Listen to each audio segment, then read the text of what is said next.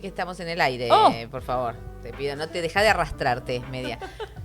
Bienvenida María Luisa Peralta. Muchas gracias. Muchas gracias por la invitación. El otro día estaba viendo, viste que fueron los 30 años de hijos. Ahora te voy a presentar correctamente, pero eran los 30 años de hijos y cruzan fotos. Y de pronto había una bandera que era así, el mismo gobierno, la misma impunidad cuando subió de la Rúa, sino como unos carteles gigantes y atrás veo un cartelito, lo empiezo a agrandar, lesbianas a la vista. Bravo. Nosotras estábamos ahí. Totalmente. ¿Cómo no me voy a acordar? Si usted es una activista LGBT, ¿desde qué año? ¿El 89? No, desde el 96. Desde el 96. Más o menos estábamos en tus primeros pasitos. Yo en el 89 estaba todavía en Rosario, pasé los saqueos, Ajá. que en Rosario fueron muy intensos, estaba Sí. en cuarto año del secundario. En cuarto año del secundario. Ah, mira qué joven que sos. Yo ya era madre y todo. Dios mío, bendito. Bueno, no hablemos de esas cosas. Además, trabajás en el ámbito internacional por la Sí. protección de los derechos de las personas. ¿Cómo te estás llevando con la noción de derechos? No, yo me llevo bien. A mí lo que me da mucho problema son los antiderechos. No me da tanto problema la noción de derechos. Como manejamos dentro del margen que tiene, o sea, sabés donde no va a suceder la revolución y donde de todas maneras no puedes dejar espacios vacantes. Okay. Esa es para mí la aproximación. digamos. Pero en este momento estamos con la cuestión internacional en un momento muy complicado. Muy, muy delicado, pero además, no solo en las instancias oficiales o estatales, cuando vos decías recién esto de, bueno, van al Senado a compartir estrategias, bla, porque esta gente lo hace así, lo hace dentro de los países y lo hace internacionalmente. Todos estos sectores tienen mucha organización, muchas gracias, tienen muchos recursos, lo cual quiere decir dinero, posibilidades de viajar, contactos, cargos institucionales. Entonces, estos acá se llaman padres de no sé qué, y en otro lado se llaman de otra manera, y en Perú es con mis hijos no te metas. Sí. Y lo de, bueno, No es distinto, no quiero que parece. que mis hijos tengan educación sexual integral. En España, movido por Vox, Citizen Go y Hazte Oír, es el PIN parental.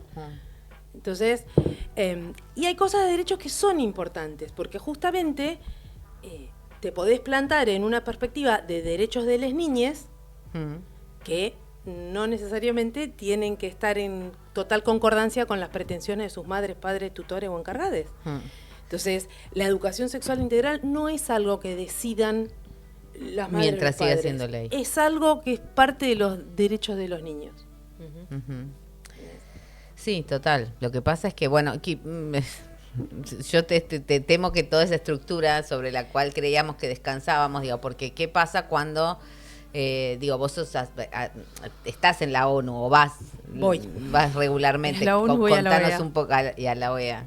Sí. O sea que en esos momentos donde, por ejemplo, aparece, no sé, Ana Marmorato, por ejemplo, o Nahuel Sotelo, ¿no? Te estoy nombrando personajes de la nueva estructura de Cancillería, de la Secretaría de Civilización y Culto. Culto y Civilización, porque Sí, la pero civilización. ellos no son. La que interviene es Úrsula Basset, Úrsula que entró a Cancillería hace poco y que estuvo como jefa de misión el año pasado en la Asamblea de OEA, y este año estuvo como jefa de misión en la sesión de una estructura de Naciones Unidas, que es la Comisión sobre la Condición Social y Jurídica de las Mujeres, que hace el seguimiento de la aplicación de Beijing. Claro. Del programa de acción de la cumbre de Beijing del año 95, que fue esa y la del Cairo del 94, el momento en el que el concepto de género entra en la normativa Claro, internacional. Ana Marmorato está en la comisión de expertas que siguen la CEDAW, que es la Convención Bueno, para la Eliminación. esta señora Úrsula Basset es abogada de la Universidad Austral. Es muy Opus Dei.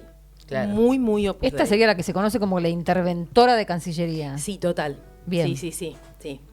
Y al lado de ella, cuando estaba Sonia Cavallo, pero Sonia es una moderadísima. Sí, claro. No, Sí. lo que yo te quiero decir es cuando Por vos algo le estás- inyectaron a cuando Sonia estás Cavallo ahí y a esta te, no. te encontrás con que se censuran, digamos, o sea que el intento es quitar palabras directamente.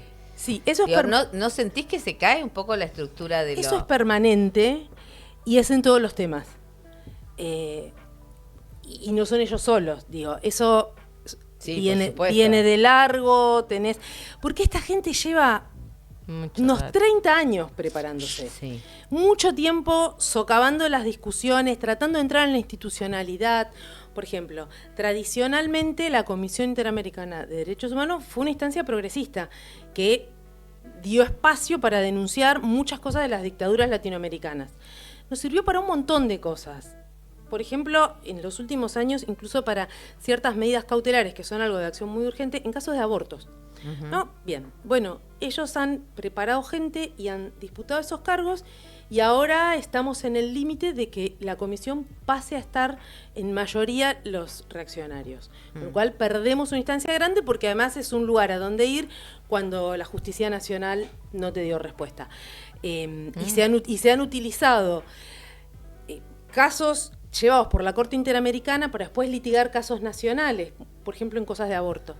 Y ahí también tenemos una avanzada de todos estos actores, estatales, no estatales, religiosos, pero también laicos, muy conservadores, muy antiderechos, y algunos muy de ultraderecha, porque también es un espacio heterogéneo. No son todos lo mismo, no tienen todas las mismas prioridades, no tienen todos exactamente los mismos intereses, a veces se puede meter una grieta ahí. Entonces, lo que es muy desesperante es, por sobre todo, que estamos teniendo que lidiar con un negacionismo flagrante. O sea, estás teniendo varios gobiernos que niegan no solo el tema del lenguaje, que exista la violencia sexual, o que se la nombre, o la violencia de género, o el cambio climático.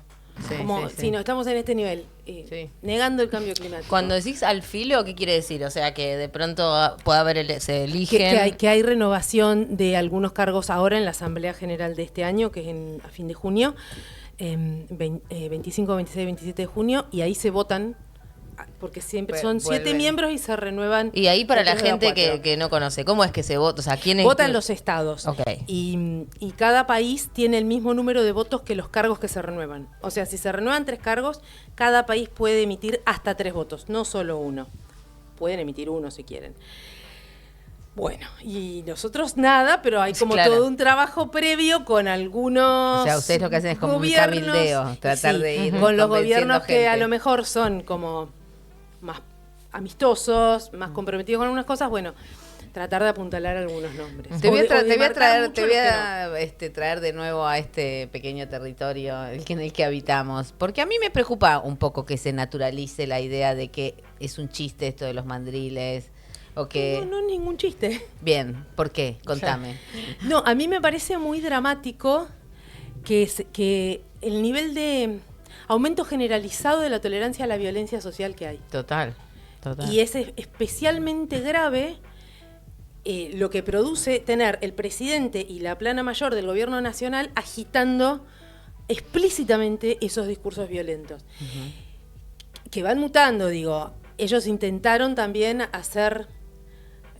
tener un capítulo contra las personas musulmanas. No prendió. Por esto que decíamos también de que hay como particularidades. Sus amigos de la Conferencia de Acción Política Conservadora, de otros países como los estadounidenses y los europeos, Orbán, Meloni, Abascal de Vox, todos ellos tienen un discurso muy antimusulmán. Claro, porque en Europa el gran fantasma es los inmigrantes musulmanes. Bueno, pero ahora tenemos acá las tropas. Nunca podemos olvidar a Netanyahu. No podemos olvidar. Entonces, intentaron eso, no funcionó. Pero van cambiando de blancos móviles. Nosotros somos como abonados fijos. Pero bueno, también el discurso sobre los jubilados. Sí, yo creo que de todas maneras lo de los mandriles excede un poquito la idea de la sexualización del penetrado, digamos. Es como simple dominancia, como los perros, ¿viste? Como buscando esa animalidad, como se dice cuando están jugando los perros y que parece a ver quién domina al otro, quién es el alfa, ¿no? Me parece que sí, obviamente está en el centro la idea de que quien es penetrado es sometido, ¿no? O perdió el poder, pero que se corre incluso un poco del odio que obviamente está fogoneado permanentemente contra, nuestras identidades de las disidencias sexuales. Sí, y además hay algo para mí de fondo ahí, que es poner a algunas personas en un lugar animal, por lo tanto estar habilitando cualquier crueldad, violencia o exterminio, y esa maniobra no es nueva. Ujú. Digo, esa maniobra viene del nazismo para acá, se ha hecho muchas veces. Y además pensaba, ¿no?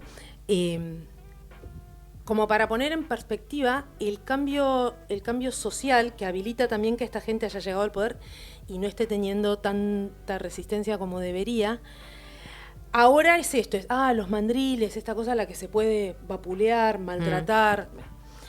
Bueno, en 2014 veníamos del movimiento contrario, de unos fallos a favor de Sandra, que era la orangután del Zoológico de Buenos Aires, Sí.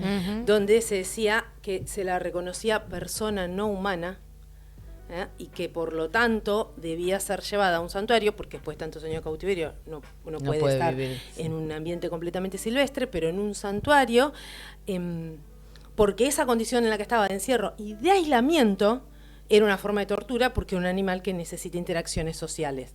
Entonces pasamos de una sociedad donde hubo abogados Sí, que de llevaron, hecho, hicieron estos planteos. elefantes que hemos liberado ¿no? en otros claro, y zoológicos cerrados. la prensa que lo difundía y gente que decía que bien, y entonces éramos capaces de extender ese tener en cuenta el sufrimiento de otros, es decir, es una persona no humana, y ahora esto, ¿no? Ahora es aplaudir esta cosa de, son mandriles, los destrozamos. Y pensaba también, estuve leyendo la nota que vos escribiste. No vi los videos enteros, porque la verdad es que No lo hagas. Son es cortos que, igual. Sí, pero me resulta demasiado chocante, ¿vos sabés? Mirá que veo un montón de mierda, porque digo, las noticias del mundo son Sí, como son muy una del mierda. horror. Pero hay algo ahí, es tan deliberado, es tan construido. Me resulta muy difícil, pero esa imagen final, donde el presidente va montado en un león, lo agarra, Sí. lo agarra un león y se hace un sandwichito. Pero aparte, esa imagen de una especie de ejército de leones, que también es un delirio. Y eso no es una manada de leones. No, claro, sí, lo Porque decía José antes, los leones no van en manada de varones, No, muchachos. claro. No, y que también la forma en la que se apropian de una manada es muy violenta. Sí. Porque este señor que le preocupan tanto las imágenes de crías, es con matar las crías que están presentes, para que las hembras entren en celo y reproducirse. Es como Ok. que yo no hago un juicio moral sobre los animales, está claro, soy bióloga, no puedo hacer eso porque no corresponde, pero sí hago un juicio sobre las personas que eligen ciertas representaciones de animales que tienen una carga cultural. Total. Y cuál es el contenido cultural que le ponen a esas imágenes de animales, ¿no? Sí, y acá también hay como otra parte que es que son imágenes generadas por inteligencia artificial, ¿no? Como que eso también es como otra capa más que se le pone a imágenes que, digo, los seguidores, vos ves esos videos y todos los comentarios son como súper eufóricos, ¿no? De ver, y vos ves las imágenes y suenan como algo medio viejo, como algo medio caricaturesco, como... Sí, pero también hay algo en la euforia que nos lleva de nuevo a la prohibición de los libros. Porque te encontrás no solo con una cosa muy brutalizada, sino más con con una cantidad de gente que ha llegado al poder con un gran nivel de inmadurez, que está bien a los 15 años, porque tenés 15 años, es la Claro. etapa de la vida, pero no podés tener 50, como tiene este muchacho, y seguir actuando y hablando y reaccionando como si fueras el bully de 15 años en la escuela, con la patotita de amigotes atrás, ¿viste? Y eso también es... Sí, lo que a mí me sorprende, ¿no? Y me gustaría que pensemos juntas también, es digamos, pasan dos cosas. Por un lado, esta naturalización de que ser penetrado es haber perdido tu carácter social. Por otro lado, tiene también una carga de despolitización, digamos, las imágenes de lo que son los mandriles, porque conviven la CGT con el PTS como si fueran Una ensalada, amigues. una ensalada. No, pero y por otro lado también la idea de bueno, la reposición de la familia, obviamente, pero también la idea de que esto o sea, para que termine esto, que esto es cultura popular. O sea, si a mí Claro. me dijeron, lo decía Trebuque el otro día, te digo que era impresionante, se refería, hizo todo un editorial sobre los escritores que levantaron la imagen de, escritores y escritoras levantaron la imagen de Osvaldo Bayer en la apertura de la Feria del Libro, y se llamaba Autoritarios y estaban todos tapados, manchados con tinta, ¿entendés? Y ahí, porque a mí me dicen gorila y no es, y es cultura popular, y yo le digo mandril y si no es cultura popular, cortándoles el culo, digamos, ¿no? Porque hay, digamos, está la animalidad, sí, sin duda, pero este reclamo de que esto es la cultura popular, de Sí. que la cultura popular es violencia y la volvemos a necesitar. Sí, eso tiene unos contenidos muy racistas y muy clasistas, Tremendo. muy, muy grandes. ¿Por qué pensás clasistas? Porque mucha gente pensaría que a la gente de clase baja le gustan los chistes brutos. Es que esa es la idea que claro. circula, claro, por supuesto, por supuesto. Y mucha de esta gente que está en el gobierno son unos desclasados. Milei es un desclasado, porque Macri es un tipo que ya venía de la oligarquía, defendía sus intereses de clase, esa es su clase, él es un tipo rico. Sí.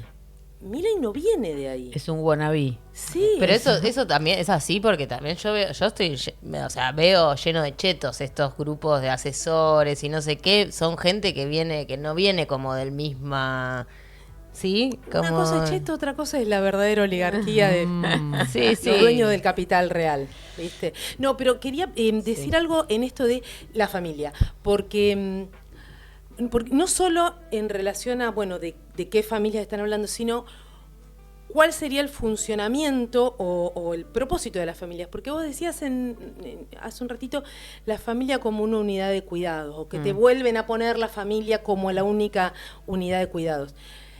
Mirá, ni eso, porque yo creo que ellos no están reponiendo unidad de la familia como un espacio de cuidados, sino que están reponiendo unidad de la familia como un espacio de señoreo, de dominio. Es el dominio del macho, es el territorio del padre de familia, porque eso además siempre funcionó como una forma de amalgamar alianzas interclases. Por eso no se penalizaba la violencia de género dentro de la familia, porque era lo que pasa dentro de cada familia es un Queda mundo. dentro de la Entonces, familia. el obrero puede ser súper explotado y después descargar y bueno, y los patrones van a defender ese lugar de macho de, bueno, lo que hagas con tu esposa es tema tuyo.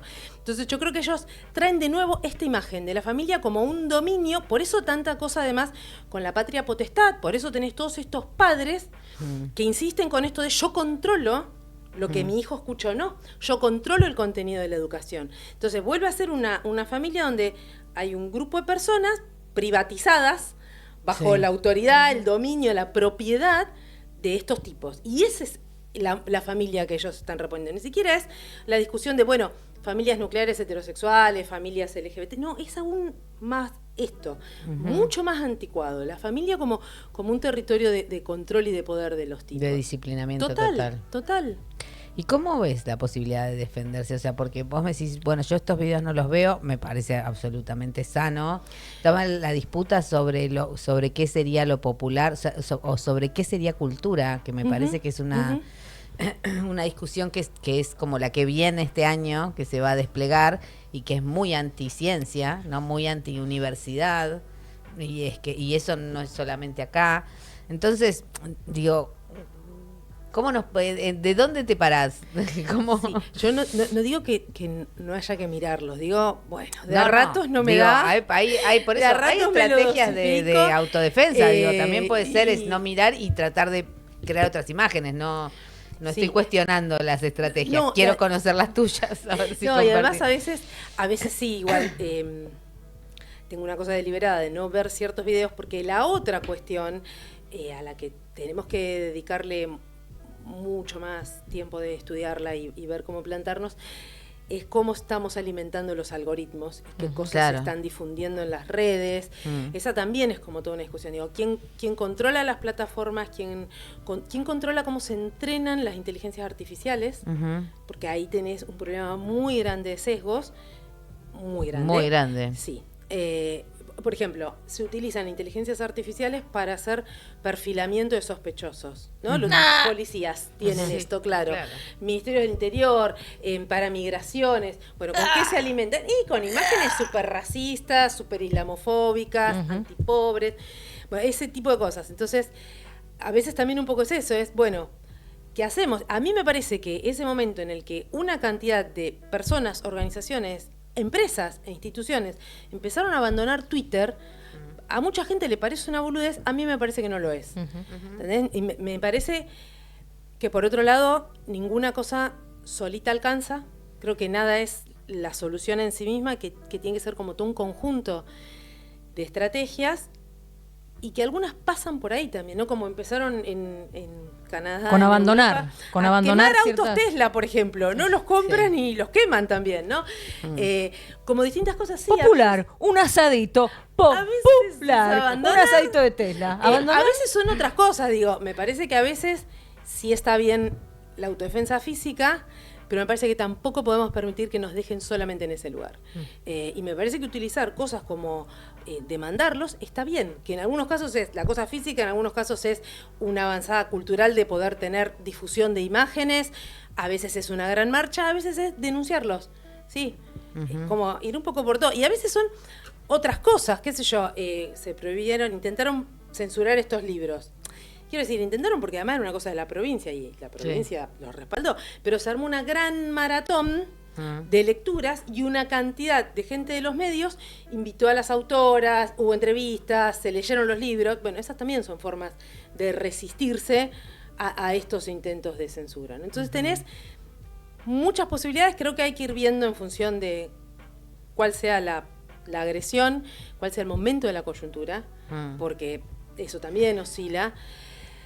Y en principio no estar desechando cosas. Yo en principio mantendría un arco abierto de acciones posibles. Eso te referís a las herramientas democráticas, digamos, o a la idea de derechos, a la idea de mandar funcionamiento de los tres poderes. Creo que en algunos momentos es una cosa que puede ser muy formal y no ser muy sustancial, y en otros momentos sí. También depende de la calidad de los otros poderes que tengan. Digo, en Brasil hubo un juez que se le plantó a Mas, suspendió Twitter. Y fue, bueno, esto queda suspendido hasta que cambie tal y cual cosa. Claro. Y se plantó. Bueno, también depende un poco de eso. Nosotros tenemos un poder judicial que es No se estaría plantando. de no se malo a estaría malísimo a plantando. nefasto. El bueno. tema es ese, que estamos en un momento donde planificadamente los organismos, o sea, los organismos de control, digamos, Se están desmantelando. Se están desmantelando, sí. O peor, porque yo pensaría que se están desmantelando si dejaran de Claro, existir. no. ¿Entendés? Se están vaciando. Se anuncia su desmantelamiento y después simplemente se vacían, se paralizan. O están ocupados por gente que es parte del mismo problema, ¿no? La Corte Suprema. No Bueno, es que- la Oficina no es que Anticorrupción, dejó- ahora que no existir. puede querellar la Oficina Anticorrupción. Ese Claro, tipo es lo de mismo que cosas. Monsanto a cargo de parques nacionales, como que es Claro, esa puerta giratoria que... la hidrovía, le damos la hidrovía a Monsanto. Pero también ahí parte del problema que tenemos es que mucha de la información circula todavía de manera un poquito compartimentalizada. O sea, pensaríamos que no, porque bueno, tenés las redes por todos lados, tenés como mucho ruido de medios, y eso también, tenés mucho ruido, todo es muy rápido, y hay algunas cosas que te requieren tener un poco más de tiempo, tener un poco menos de ruido, poder sentarte a leer, poder sentarte a escuchar a otra gente. ¿Cómo dijo? Leer, escucharse. Pero por favor. Raro, ¿no? Tenemos Por que, tenemos favor. que discutir la hidrovía y necesitamos charlar con la gente de distintas organizaciones, grupos de investigación de la universidad, que están viviendo eso, que se vienen oponiendo. Y bueno, sí, ahí tenés también el otro gran problema del aturdimiento y del robo del tiempo. Claro. Y eso también tenemos que resistirnos. Vos sos lesbiana, Sí, obviamente. claro. No me digas. Ya sabemos que yo siempre me presento de Marisa Peralta, Primero activista lesbiana y anarquista. Yo con eso en el epitafio estoy. Está Bien. bien, sí. Me gusta porque el anarquismo tiene una tradición antifa, ¿no? Bueno, preexiste al fascismo igual. El verdadero anarquismo, las verdaderas libertarias que somos los anarquistas, Sí. no esta gente del mal. Es verdad. Es- Qué es- manera de no, expropiarnos eso es una todo. cosa- eso es una Tremendo, cosa tremendo. tremenda. Sí, ese re- Tremenda, porque la verdad es que en toda la tradición latinoamericana y española, o sea, de habla hispana, libertarios, libertarias, siempre fuimos les anarquistas. Y sí, De esta total. gente eran, en Estados Unidos, de libertarians. Y entonces acá, en vez de pasarlos Bien. como libertarianos, pasaron como libertarios. Y Sí. se quedaron con eso, ¿entendés? La gente le dice libertario y piensan en esto. Total, pobre Bayer, la verdad. Pero le decía lo de ser lesbiana, sí, porque él era, Sí, es era verdad, un... Viva la libertad, carajo. Perdón. Le decía lo de lesbiana porque estamos al cumplir un año del aniversario de la masacre de Barracas. Ay, Ahí está. disculpen, Ahí hace tenés. un mes y medio. Esto no, acá tengo, Ah. no se preocupe. Bueno. Tengo lo mío. Voy a hacer lo que puedo. Bueno, y digamos, la identidad lesbiana estuvo ahí puesta como muy en primer lugar, se recupera el poema de Maki Corbalán, se dice lesbiana, lesbiana, lesbiana, tantas veces como se cayó, ¿no? Y que así no tengo las palabras exactas, pero así poníamos a arder, digamos, el ataúd heterosexual, digamos, ¿no? O el closet. Y a la vez yo tengo la sensación de que esa insistencia ha dejado un poco aislado a este hecho. No sé cuál es tu lectura. No sé si viene de ahí, si es posible que haya un cierto aislamiento, pero no sé si viene de ahí o viene de antes. Digo. Me parece que llevamos unos años en los que ha habido como un repliegue ultra identitario, donde ya no es nos quedamos haciendo una política de la identidad que dice me ocupo de esto en tanto LGBT y no me ocupo de los temas de clase, por ejemplo, Claro. Sino que desde hace un tiempo es hombres trans, travestis, gays, lesbianas, todo muy separadito. Me parece que está como graficado en la proliferación de banderitas. Ahora todo el mundo Tiene su reclama bandera. una banderita distinta. Yo que soy militante de los 90, bandera del orgullo. A mí una bandera del orgullo. Ante la duda. Estamos todos ahí. No, me parece eso, que hay unas fragmentaciones y una insistencia en estas cuestiones que justamente refuerzan esas posiciones identitarias que se desligan no solo de otras personas perseguidas por su sexualidad, sino de otros análisis, de otros reclamos, de otras alianzas, ¿viste? Más amplias. Entonces, me parece que quizás queda más de manifiesto a partir de este asesinato, porque es algo tan extremo, es tan violento, es tan en primer plano, que esperarías más reacción del movimiento y de la comunidad LGBT. No la ves, pero me parece que eso ya se venía construyendo de antes, ¿no? Sí, lamentablemente. Como cierto separatismo. Bueno, Pero de todes, porque lo mismo pasa con las personas trans. total. Y lo mismo pasa en menor medida con los gays, en menor medida ¿Y en qué el es lo sentido que del tenemos en discurso común? público. Vamos a poner lo que tenemos en común, porque, digamos, lo que nos separa, las identidades, de alguna manera delimitan contornos. Sí, yo nunca viví eso así. A mí me parece que esa ha sido siempre una tensión en el movimiento LGBT, en las comunidades LGBT, es decir, en las personas que no son activistas, en las circulaciones culturales LGBT, una tensión entre quienes insisten en unas identidades muy aisladas, muy separadas unas de otras, muy puras eventualmente, y ese es el problema. Siempre todos los purismos, viste, que conducen al fascismo. Sí. Más rápido o más lento. Más rápido, pero más todos los lento. purismos son un camino a ese infierno. Y del otro lado, estuvimos siempre quienes insistimos en la cosa más global, más las identidades más porosas, que no haya tanta patrulla de fronteras de quién está dentro o fuera de una identidad, ¿no? Sí. Que esas prácticas son muy viejas, le han producido muchísimo dolor a mucha gente. Y no tienen ningún sentido. Y son prácticas además esencializantes, moralizantes. Entonces, a mí me parece que las identidades sirven en tanto construcciones más o menos móviles, más o menos porosas, y como un aglutinante, yo diría político-cultural, que te dé algún tipo de abrigo frente a la intemperie de la sociedad heterosexista, cisexista, patriarcal, que descarga violencia permanentemente. A veces simbólica, a veces económica, a veces así, de que te mata, de exterminio de los cuerpos. Pero digo, frente a esa sociedad que en el mejor de los casos nos omite, en el peor de los casos nos ataca de muchas maneras, bueno, que las identidades te den eso, un abrigo, una forma de nombrarte para comunicarte con otros, para reconocerte, para poder inscribirte en una historia y que no sea que llegás siendo solo en este mundo, sino que hay otras personas antes, y también, y esto es muy importante, sirven para comunicar deseo, para comunicar Claro. quién te gusta, quién te calienta, qué estás buscando, digo, no dejan de ser identidades sexuales. Y eso me parece que es importante. Estamos en una guerra del Para mí sexo. es lenguaje sexual. Estamos eso. de nuevo, bien, me encanta eso del lenguaje sexual. Igual podemos también, ¿no? Andar Sí, lancheando, claro. como se Por decía supuesto. antes, entre identidades. Sí. Por eso digo, claro. me parecen muy bien cosas porosas, de mezclas. Me gusta más la imagen, viste, de como de una esfera de colores con zonas de superposición o de agua. Vos tenés el Río de la Plata, tenés el mar y tenés el estuario, la zona de mezcla de aguas. Bueno, eso. Me encanta. Es una imagen poética, no polémica. La última pregunta. ¿Estamos en una guerra del sexo? ¿Te da un poco de temor lo que está, cómo se está configurando?